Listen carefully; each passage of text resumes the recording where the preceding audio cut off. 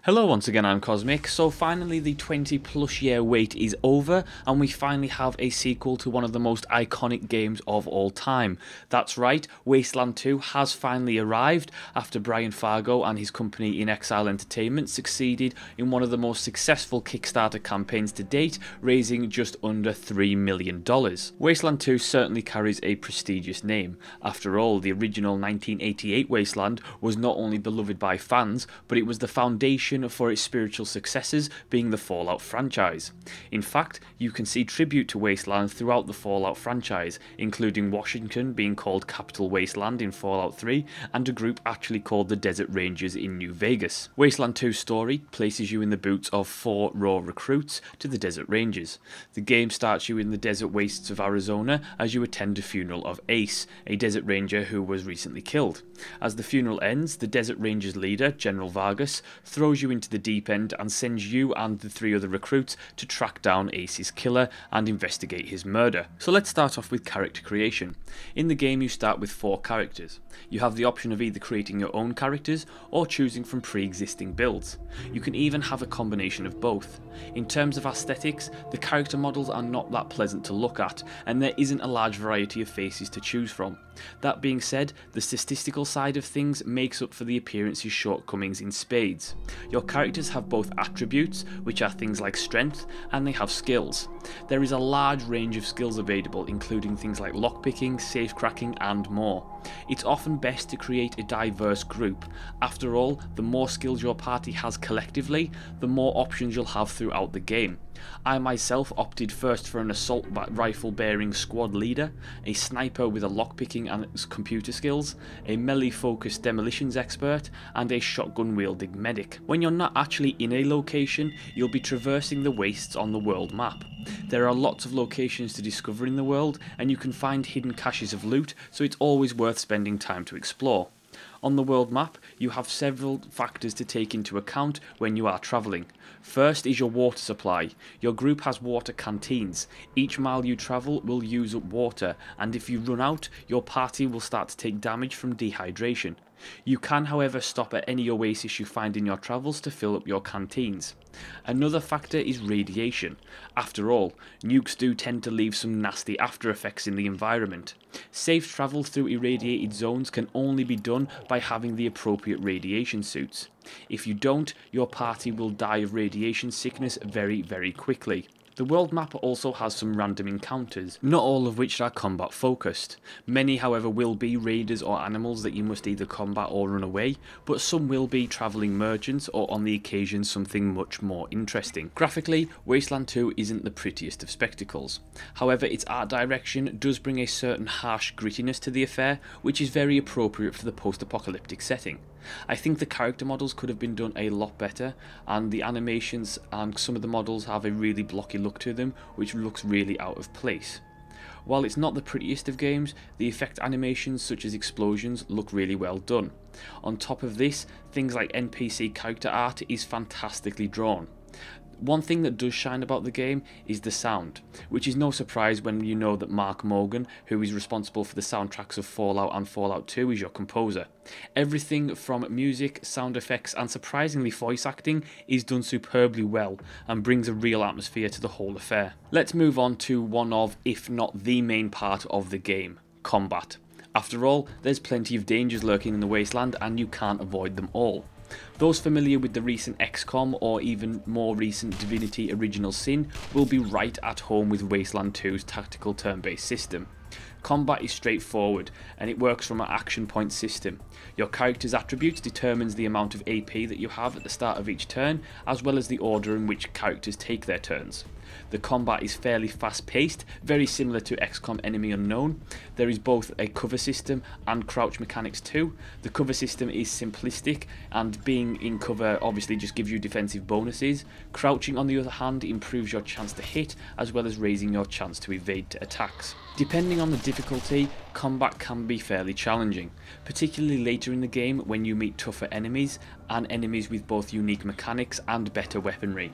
As you go through the game, you can gain followers to your squad.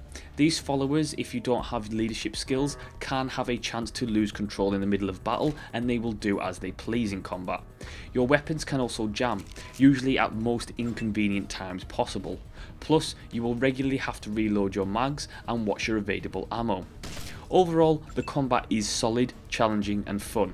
It can throw you a few curveballs along the way, which is always good for keeping you on your toes. It's something that In Exile had to get right, and thankfully, in my opinion, they have executed it exceedingly well. On the character progression side of things, you gain experience from killing enemies, delivering quests and using skills. Once your character has enough XP to level up, you use the radio and report back to Ranger Base. You can then level your character up. Each level you gain skill points to improve or gain new skills, and every 10 levels or so you will gain an attribute point to increase your base stats.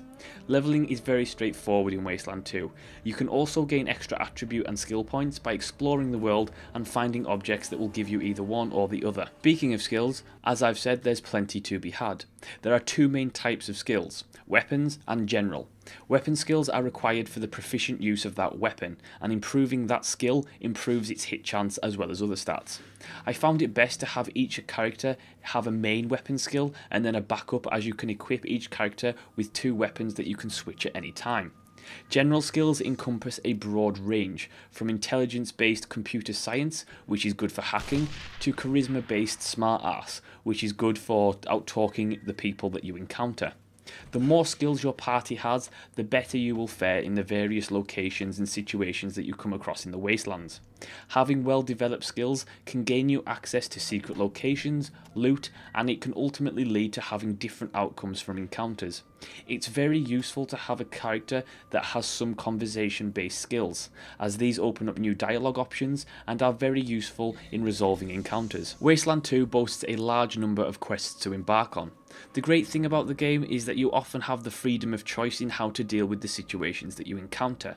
Depending on who you have in your party and depending on your skills, there are often multiple outcomes to any given scenario.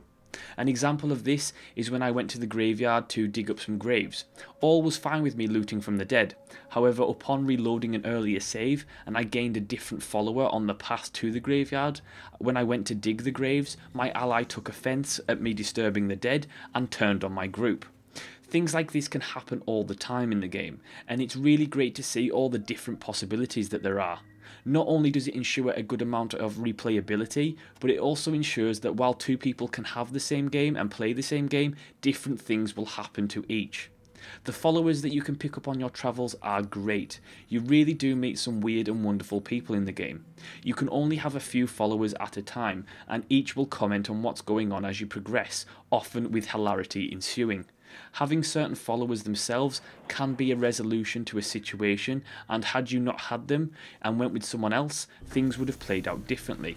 It's a really fun thing to observe, and it gets you wondering what would have happened if you did such and such. In conclusion, I feel that Wasteland 2 lives up to its namesake. Not only does it provide a great post-apocalyptic RPG experience, but it provides a memorable one too. You will spend hours laughing at the video game culture references throughout the game, as well as enjoying the well-written characters. One thing that I love is that the game doesn't hold your hand. It lets you solve problems as you see fit. If there's a wall in your way, you could use the brute force skill to try and knock it down, or just throw a grenade at it. The choice is yours, but either way the game won't tell you what to do. It's up to you to come up with the solution, if you want to come up with a solution at all. The game's story is strong, and its multiple choice system, there's plenty to see and do. It's a solid title from In Exile, and something that you certainly felt after having such a successful crowdfunding campaign, it had to get it right. And while its release date has been pushed back several times, all in all, it does seem well worth it. Brian Fargo and the team have created a fitting sequel to the original Wasteland, and while it does have the occasional issue and minor bug, it's a game that I would highly recommend adding to your collection, whether you're an avid RPG player or not. The majority of gamers will find hours worth of enjoyment in Wasteland 2. And that's my review of Wasteland 2. Thank you so much for watching and listening. Do like, subscribe and leave a comment, and I will see you next time.